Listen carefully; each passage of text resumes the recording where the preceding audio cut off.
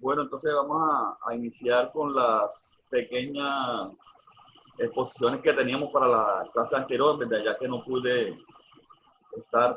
Hoy es 19 de septiembre del año 2020. Estamos en la cuarta clase, ¿verdad? Sí. Listo, entonces iniciamos con la señorita Cindy Vaquero. Ella nos va a poner sobre qué. Profe, a mí me tocó el tema de tabla de gráfico. Sí, listo, eso. Bueno, el objetivo de este tema de las gráficas estadísticas es la representación de los datos mediante un dibujo de tal manera que el lector pueda percibirla fácilmente. ¿Qué es una tabla gráfica? Una tabla gráfica es una visualización de resumen diseñada para ofrecer mucha información de un solo vistazo. Se puede configurar para que muestre columnas con elementos dinámicos como mini gráficos, valores calculados o iconos condicionales. Se muestra valor por cada fila, como se especifica en el eje filas. También puede contener controles interactivos que afecten a otras partes del análisis o muestren otra página del análisis. Existen varios tipos de tablas de gráficas. Generalmente aplicándose unas o otras en función de lo que se pretenda representar o simplemente de las preferencias del autor. Entre ellas está la gráfica de barras, que es el más conocido y utilizado de todos los tipos de gráfica. Es el gráfico o diagrama de barras. En este se representan los datos en forma de barras, contenidas en dos ejes cartesianos, coordenadas y abscisa, que indican los diferentes valores. El aspecto visual que nos indica los datos es la longitud de dichas barras, no siendo importante su grosor. También encontramos gráfico circular o por sectores. También muy habitual el gráfico en forma de redonda.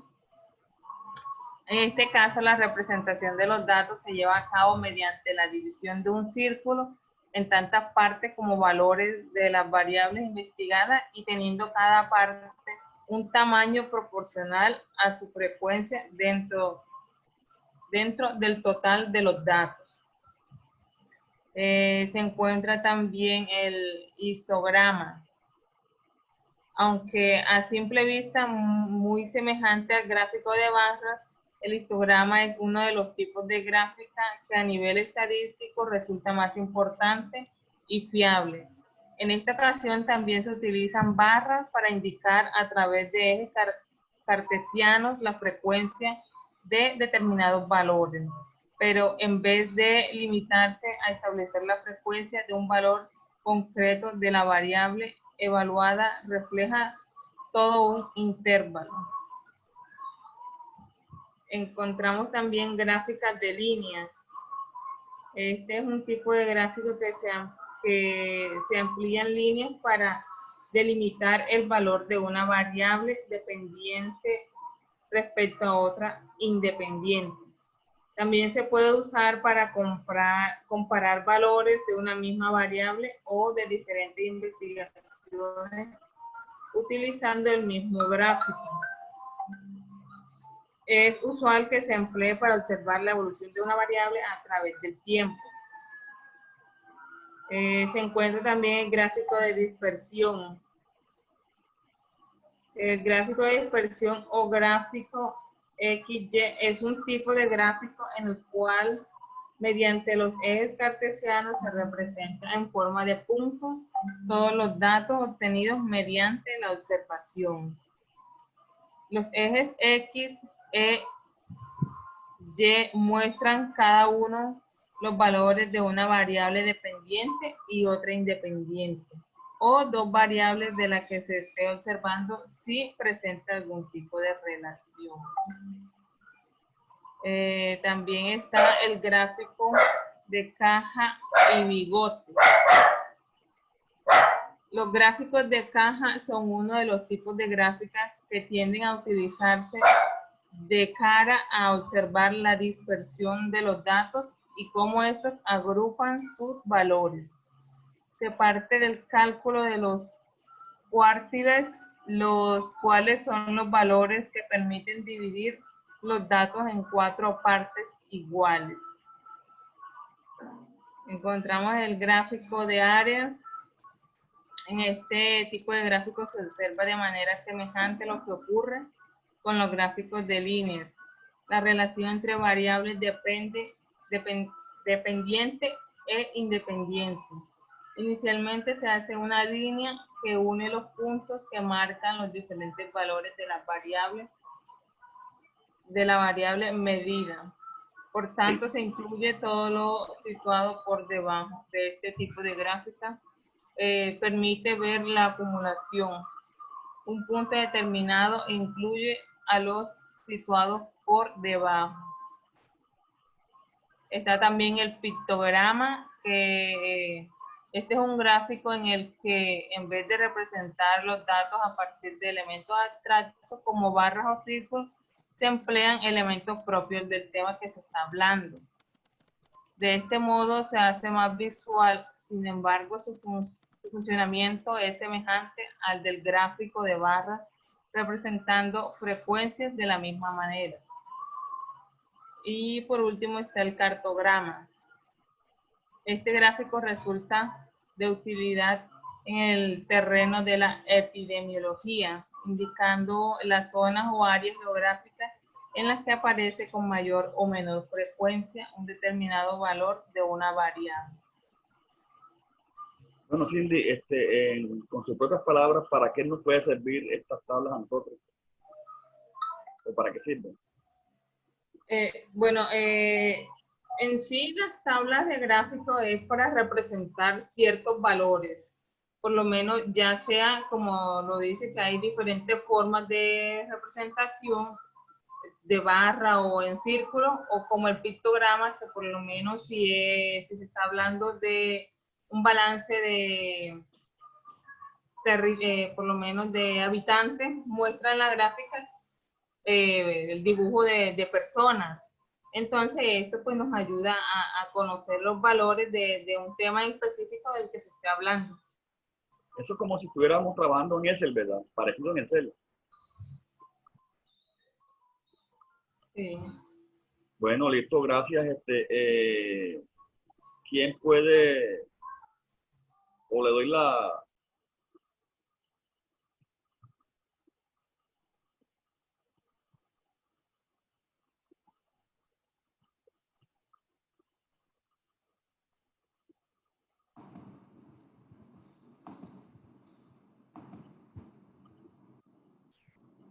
El presente trabajo tiene como propósito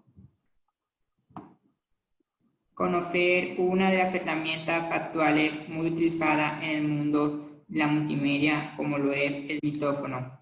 Este periférico de entrada que nos permite introducir datos e información a la computadora para facilitar la comunicación entre los internautas.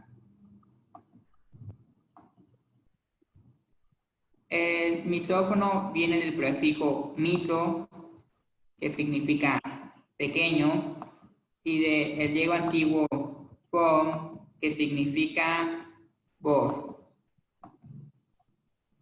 ¿Qué es el micrófono? Es un aparato que se usa para transformar las ondas sonoras en energía eléctrica y viceversa en procesos de grabación y reproducción de sonido.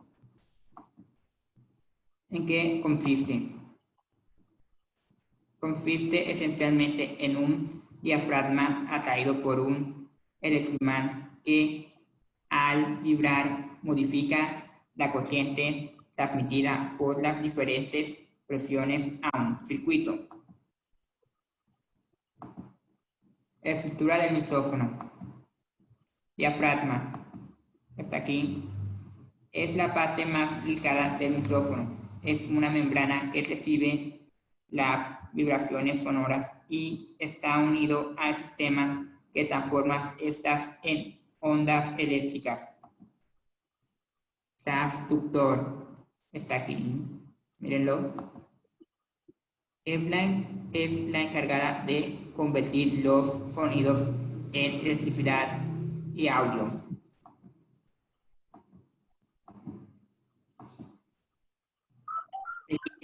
Es esta parte aquí. Es la que protege al diafragma, evita tanto los golpes de sonido y los daños físicos que sufran por algunas caídas. Es carcasa, está aquí. Es el recipiente donde se colocan los componentes del micrófono. En los de mano son los más comunes, están fabricados en metal. Aquí está la carcasa. Estructura del micrófono. Conector. Por medio de este se lleva la señal eléctrica hacia la consola en los modelos inalámbricos. El conector es cambiado por un transmisor de radiofrecuencias, el cual envía las señales por ondas electromagnéticas. Espera un momento. Estaba en la parte justamente de abajo del micrófono, lo pasé sin querer. ¿Cómo funciona el micrófono? Los micrófonos funcionan como el oído humano. En tu oído, el tímpano, esto vibra cuando te golpea las ondas de sonido y se convierte en una señal eléctrica que es interpretada por un cerebro. ¿Cómo funciona el micrófono? Cuando hablamos, las ondas de sonido dadas por la voz llevan energía hacia el micrófono. Recordemos que el sonido que podemos escuchar es la energía transportada por las vibraciones en el aire. Esta aquí es la que vimos anteriormente. Dentro del micrófono, el diafragma se mueve hacia adelante y hacia atrás cuando las ondas de sonido lo golpean. Esta parte se explica aquí. Las bobinas unidas al diafragma se mueven hacia adelante y hacia atrás también. Aquí también está, mírenla.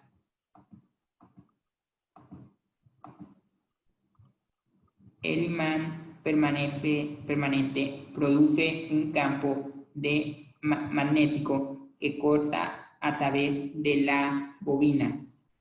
A medida que la bobina se mueve hacia adelante y hacia atrás a través del campo magnético, una corriente eléctrica fluye a través de ella.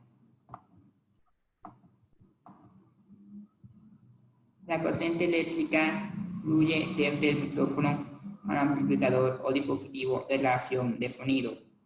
Aquí está. Tipos de micrófono.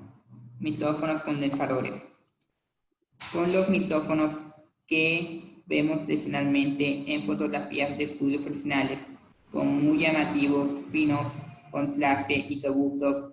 Se subdividen en condensadores con diafragma grandes, capturan la señal de forma más amplia, y con diafragma chico capturan la señal en forma localizada. Entre las características destacadas tenemos sonido claro, detallado y fino, fonalmente más coloridos y alternamente sensibles al sonido. Aquí vemos algunos ejemplos. ¿Lo están viendo bien? Bueno, pasemos. Micrófonos dinámicos. Estos son los que suelen ver en los sistemas karaoke o en las situaciones de audio en vivo. También son utilizados en estudios de grabación en distintos casos. Entre sus características se pueden mencionar efectivos si la fuente está relativamente cerca y se predominan sonidos bajos y medios, voces mayormente no se presenta bien las frecuencias agudas, son resistentes y baratos, duraderos y no requieren de poder externo, soportan presiones altas de sonido. Aquí vemos algunos ejemplos. Micrófonos dinámicos. El micrófono de listón tal vez sea el menos popular porque suelen ser más caros por la manera en que están confeccionados. Son frágiles y requieren cuidado al manipular. Son llamados de listón porque tienen una hoja de metal frágil que capta el sonido y que se pueden romper fácilmente si la presión del sonido alcanza nivel alto. Sus características son caros y frágiles, el sonido es robusto, meloso y opaco, sensible a la presión ejercida por el sonido,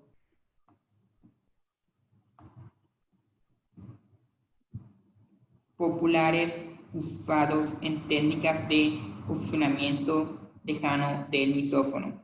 Aquí tienen algunos ejemplos. Muchas gracias. Bueno, Lorenzo, muy bien. Le tengo una pregunta. ¿Qué importancia tiene el micrófono en la multimedia interactiva? Para usted y para otras personas que quieran compartir. Bueno, el micrófono, si no hubiera, pues prácticamente sería lo mismo que si no hubiera una cámara, porque la multimedia interactiva es otra de referirse a los medios audiovisuales. Y sin el micrófono no se podría grabar audio, así que ya no sería un medio audiovisual. Y bueno, mírenlo así, si no se tira el micrófono, las películas no tendrían sonido y tampoco la televisión. Todavía se tendría que utilizar esa vaina que se utilizaba en los años 20, donde aparecía un diálogo. Y tampoco podríamos estar hablando ahora porque no habría micrófono. Básicamente, creo que ya en la actualidad el 90% de los aparatos de comunicación tienen que tener micrófono sí o sí, porque si no se les considera casi que inservibles. Bueno, muy bien. ¿Quién tiene otro concepto sobre el micrófono en la multimedia de los otros estudiantes?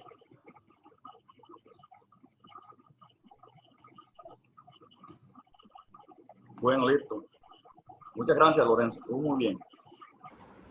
Bueno, seguimos con las exposiciones. Le toca a la niña Liliana Sánchez, la cual va a poner los ratones o mouse y sus tipos.